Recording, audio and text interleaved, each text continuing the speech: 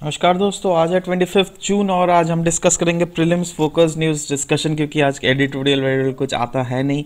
तो चलिए देख लेते हैं। और ये मैं इसमें साइंस एंड टेक मैंने इंक्लूड नहीं किया, वो अलग वीडियो में करता हूँ, ठीक है। तो चलिए देख लेते हैं हिंदी में। एंड और भी जो भी इंग्लिश में जिसको हिंदी नहीं समझ में आती है और आपके अगर दोस्त है कोई इंग्लिश में समझना चाहते हैं, उनके लिए भी मैं अलग से लेसन्स बना रहा हूँ। सो ऐसा मत समझिए सिर्फ इंग्लिश के ही लेसन्स हैं, सिर्फ हिंदी के ही लेसन्स में बना रहा हूँ, ठीक है। तो जो इंग्लिश देखना चाहते हैं वो अलग वाला देख सकते हैं। तो चलिए देख लेते हैं पहला न्यूज़ क्या है दोस्तों। पहला है यहाँ पे नागालैंड के जो मिनिस्टर है वो चाहते हैं दैट खपलांग फैक्शन को भी बोर्ड में लाया जाए बातचीत के लिए, ठीक है। अभी तक क्या होता था ना, आपको पता होगा 2015 में सरकार ने नागालैंड ईसाक मुइवा के साथ एक एग्रीमेंट साइन किया था, ठीक है। तो वो तो 2015 को किया था सिर्फ ईसाक मुइवा के साथ। और और एनएससीएन खपलांग जो है, National Socialist Council of Nagaland Khaplang faction, उसको बैन लगा दिया था सरकार ने हमारा। क्यों? एक रीज़न था, सरकार ने रीज़न दिया था क्योंकि वो जो फैक्शन है खपलांग फैक्शन, उसको देखा गया था इंसर्जेंट एक्टिविटीज़ करने में नागालैंड में, ठीक है। तो इसीलिए नागालैंड के जो होम मिनिस्टर है यहाँ पर, उनका नाम है एक सेकेंड, कहाँ गया, हाँ उनका नाम है मिस्टर पैटर्न। देखिए यहाँ पे मैंने लिखा हुआ है, मैंने वहाँ पे इंक्लूड नहीं किया है। तो मिस्टर पैटर्न चाहते हैं दैट वो रिक्वेस्ट करेंगे सेंट्रल गवर्नमेंट को to sign the cease fire agreement, ठीक है। अब सीज फायर एग्रीमेंट अगर खपलांग फैक्शन के साथ कर दिया जाए तो खपलांग फैक्शन को बातचीत पे लाया जा सकता है, क्योंकि ईशक मुइवा फैक्शन भी चाहता है दैट ये जो ग्रेटर नागालिम जो फ्यूचर में बनेगा, मतलब वो उन लोग का मांग है ग्रेटर नागालैंड, तो उसमें सारे नागालैंड वाले, सारे नागा ट्राइब्स के फैक्शन एक साथ रहे, ठीक है। तो इसीलिए वो चाहता है खपलांग फैक्शन के साथ बात हो। क्यों? एक रीजन भी दिया गया है दैट खपलांग फैक्शन के जो बाबूजी जिसको कहा जाता है, जिनका नाम है एसएस खपलांग, उनका देहांत हो गया। अब उनका देहांत हो गया तो फिर वो पुरानी बातें सारे मीनिंगलेस हो गई है, ठीक है। तो देखिए यहाँ पे एक फैक्ट दिया हुआ that NSCN Khaplang group has been banned for attacks on security forces. पहले अटैक कर दिए, मतलब बैन कर दिया गया था, बट अभी क्योंकि ये इसके जो बाबूजी कहा जाता है एसएस खपलांग, इनका देहांत हो गया है, तो ये लोग बोल रहे हैं ठीक है भाई, अभी बाबूजी का देहांत हो गया तो अभी इनको बोर्ड में लाओ, मतलब बातचीत में, ठीक है। तो देखते हैं कुछ फैक्ट्स देख लेते हैं that government has signed framework agreement Isak Muivah के साथ किया था 2015 को, ठीक है। ये क्वेश्चन में आ सकता है क्योंकि क्वेश्चन में आएगा दैट रिसेंटली साइंड, है ना, government has recently signed agreement, framework agreement in 2017, so you might get confuse, ठीक है। 2 साल का डिफरेंस दे सकते हैं क्योंकि ये रिसेंटली ना इंसिडेंट है, तो इसीलिए ध्यान में रखिएगा, ठीक है। एंड ये नागालैंड खपलांग फैक्शन जो है ये ऑपरेट करती है म्यांमार से, ध्यान रखिएगा, म्यांमार से ऑपरेट करती है। ये देख लीजिए, ये वाला देख रहे हैं, यहाँ पर देखिए नागालैंड एकदम म्यांमार बॉर्डर यही है बाजू में। तो ये खपलांग फैक्शन म्यांमार में रहती है, क्योंकि हमारा क्या है ना, नागालैंड, इंडिया और म्यांमार में ये 16 किलोमीटर्स छूट दे दिया गया, मतलब 16 किलोमीटर्स इधर के लोग इधर भी जा सकते हैं, इधर के लोग इधर भी जा सकते हैं, ऐसा छूट है नागालैंड के केस में। तो इसीलिए मतलब नॉर्थ ईस्ट के केस में, ठीक है। तो ये था, और कुछ अलग फैक्ट्स भी दिया हुआ है दैट रिसेंटली जो गवर्नमेंट के स्टेप्स है उसको नागालैंड के होम मिनिस्टर ने थोड़ा क्रिटिसाइज किया है यहाँ पे, मतलब नागालैंड का होम मिनिस्टर जो कि मिस्टर पैटर्न है, उन्होंने अपोज किया है सेंटर का मूव, जो क्या सेंटर ने बोला था that people movement along the Myanmar border would be band, ठीक है। सेंटर ने बोला था दैट वो जो 16 किलोमीटर का डिस्टेंस है, जो इधर के लोग इधर आते हैं, इधर के लोग इधर आते हैं, उसको बैन कर देने, क्योंकि उधर से काफ़ी इंसर्जेंट एक्टिविटीज आती है, ठीक है। तो इसको मिस्टर पैटर्न ने बोला है नहीं, ये गलत है, क्योंकि it might impact the local ethos and culture of Naga community, ठीक है। चलिए नेक्स्ट देख लेते हैं दोस्तों। इलेक्शन कमीशन ने डिस्क्वालीफाई कर दिया एक मध्य प्रदेश के मिनिस्टर को 3 साल के लिए, ठीक है। क्या रीजन क्या है? क्योंकि उन्होंने फाइल किया था wrong account of election expenditure, ठीक है। तो मेन यही है, और इसको रिवोक किया गया है under the section 10A of the representation of people act of 1951। तो मेन मतलब मेन जो रिवोकिंग का जो रीज़न है वो यही दिया गया दैट इन्होंने कुछ गलत इंफॉर्मेशन प्रोवाइड किए थे कमीशंस को, ठीक है। तो उसी के लिए इनको रिवोक किया गया है ना। और भी बहुत सारे फैक्टर्स है दैट इलेक्शन कमीशन किस किस लिए कर सकता है, वो उसके लिए अगर आप चाहते हैं तो लक्ष्मीकांत को रिफर कर सकते हैं दोस्तों, क्योंकि ऐसे ही पढ़ते हैं हम लोग बुक, ठीक है। लक्ष्मीकांत को ऐसे ही पढ़ा जाता है, मतलब कुछ अगर रिसेंट इंसिडेंट हो तो उसको रिलेट करके लक्ष्मीकांत बुक आई मीन पढ़ना चाहिए वैसे करके, ठीक है। नेक्स्ट है Maharashtra announces 34,000 crore farm loan waiver. देखिए महाराष्ट्र ऐसा दूसरा वैसे स्टेट घोषित किया था दैट मैं किसानों के लोन माफ करूंगा। तो वैसे रिसेंटली तीन ऐसे स्टेट्स हैं जिन्होंने माफ किए हैं, ये मैंने दिखा दिया, उत्तर प्रदेश, महाराष्ट्र और कर्नाटक, ठीक है। ये ध्यान में रखिएगा क्योंकि अब ऐसा इवॉल्विंग नेचर ऑफ क्वेश्चन आ रहा है प्रीलिम्स में, कुछ भी पूछ सकते हैं, ठीक है। तो एनीवेज अगर नहीं भी पूछे तो हम लोग इसको अप्लाई कर सकते हैं मेंस का आंसर में, ठीक है, या फिर इंटरव्यू में। तो ध्यान दीजिएगा, पहला था उत्तर प्रदेश, दूसरा महाराष्ट्र, तीसरा कर्नाटक, ठीक है। अब देखिए ये क्वेश्चन तो ऐसे दिया हुआ, ठीक है, लोन वेवर है, बट इसमें एनालिसिस क्या बन सकता है, इसमें आप मेंस के लिए एनालिसिस कर सकते हो दैट क्या क्या फर्क पड़ सकता है फ्यूचर में, ठीक है।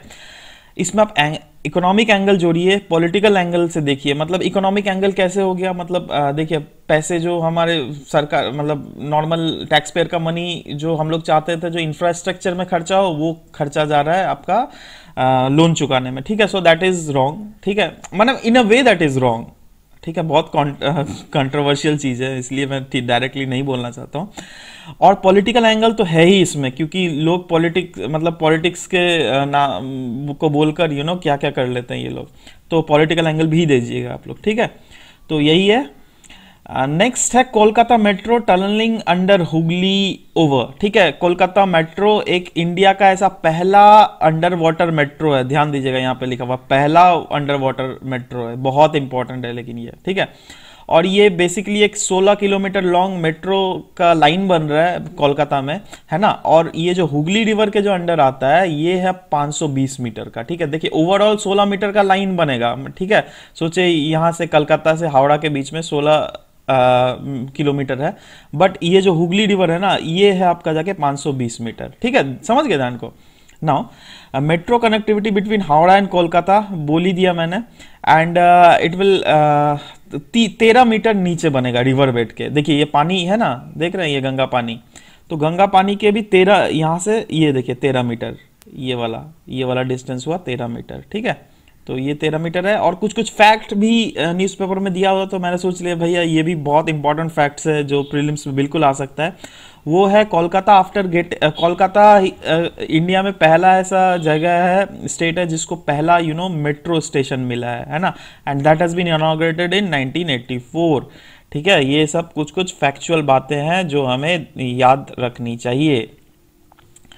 नेक्स्ट है world book fair from January 6, next year January 6 से वर्ल्ड बुक फेयर ऑर्गेनाइज किया जाएगा इंडिया में, and the theme decided for it will be environment, ठीक है। और ये होस्ट किया जाएगा नेशनल बुक ट्रस्ट, है ना, और गेस्ट रहेगा यूरोपियन यूनियन। तो ये तो कुछ फैक्ट्स है, बट मेन जो चीज़ है नेशनल बुक ट्रस्ट क्या होता है ना। इस बार का यूपीएससी का प्रीलिम्स का क्वेश्चन देखिए आप लोग, ऐसे ही क्वेश्चंस पूछते हैं, मतलब कुछ भी जैसे इंसिडेंट हो गया ना, उससे कोई भी अगर ट्रस्ट या कुछ रिलेटेड है, उसी ट्रस्ट को उठा के क्वेश्चन पूछ दिया इन्होंने। मैं ट्रस्ट नहीं, मैंने कुछ इंटरनेशनल बॉडीज को पूछ लिया, तो ट्रस्ट भी तो पूछ ही सकता है यार, वो तो इंडिया का है ना ट्रस्ट, और ठीक है। और ये पब्लिशिंग हाउस है इंडिया का, तो बिल्कुल इंपॉर्टेंट है ये। तो देख लीजिए नेशनल बुक ट्रस्ट एक इंडिया पब्लिशिंग हाउस है जो कि फाउंड किया गया था 1957 को। ये एक ऑटोनॉमस बॉडी है, ध्यान दीजिएगा, स्टैट्यूटरी नहीं है, ऑटोनॉमस बॉडी है, ministry of human resource and development के अंडर में, ठीक है। और ये पब्लिश क्या कर सकता, पब्लिश और प्रमोट करता है बुक्स और रीडिंग्स, है ना, promotion of Indian books abroad, मतलब विदेशों में भी इंडियन बुक्स को प्रमोट करता है, it gives assistance to authors and publishers and promotion of child literature, ठीक है। तो ये सब कुछ चीज़ें किया जाता है नेशनल बुक ट्रस्ट के द्वारा।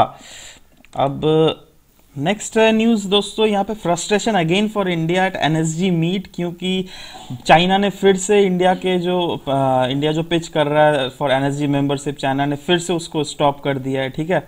सो यहाँ पे फैक्ट्स दिए हुए कुछ कुछ, दैट ऑल्दो अदर मेंबर्स, दूसरे जो मेंबर्स है जो भी एनएसजी के मेंबरशिप है, ये एनएसजी का मेंबरशिप एक कॉन्सेंसस बेसिस में लिया जाता है, ठीक है, मतलब हर एक मेंबर को हाँ करना पड़ेगा तभी लिया जाएगा।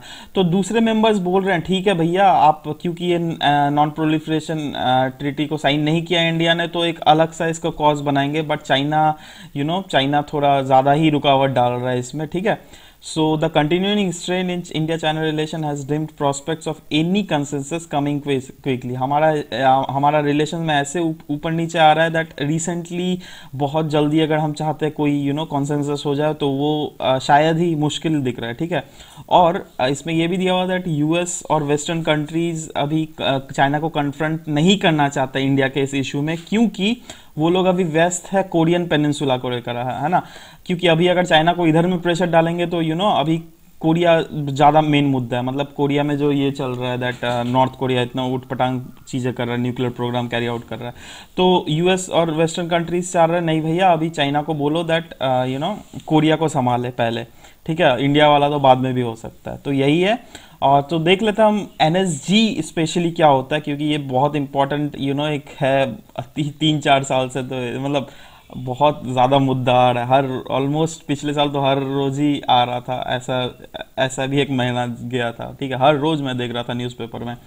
तो यही है दोस्तों, देख लेते हैं। एनएसजी एक मल्टी नेशनल बॉडी है जो क्या कंसर्न करता है न्यूक्लियर प्रोलिफरेशन को रिड्यूस करने में, ठीक है। और it also controls the export and retransfer of material that may be applicable to nuclear weapon development. ऐसे एक्सपोर्ट और रीट्रांसफर को मटेरियल को कंट्रोल करता है जो क्या ऐसा which might be applicable for nuclear weapon development, ठीक है।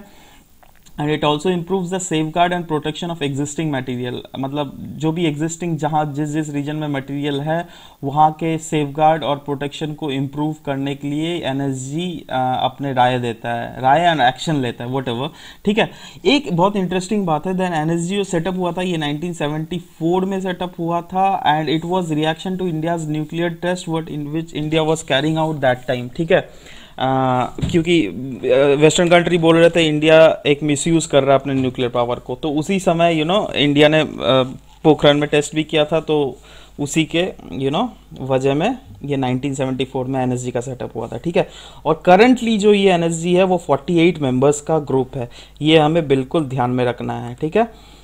नेक्स्ट है red carpet welcome for Modi. देखिए बेसिकली इसमें फ्यूचर टॉक्स, क्योंकि आज मोदी जी जाने वाले हैं यूएस में, तो सुबह के 6 बजे में, और इंटरेस्टिंग फैक्ट है दैट सुबह के 6 बजे में मैं ये न्यूज़ भी पढ़ रहा था। तो anyways red carpet welcome for Modi, अभी जो टॉक होने वाला है मोदी और यूएस के सरकार के बीच में वो है defence related, terrorism related, energy, और 1-to-1 मीटिंग भी कंडक्ट किया जाएगा मोदी और अमेरिकन टॉप सीईओज जैसे सत्या नडेला, उसके बाद सुंदर पिचाई, ठीक है, गूगल और माइक्रोसॉफ्ट के, तो इनके बीच में एक मीटिंग भी कंडक्ट किया जाएगा। तो यही है, अभी तो आना बाकी है न्यूज़, कल जितना बाकी वाला न्यूज़ मिल जाएंगे, ठीक है।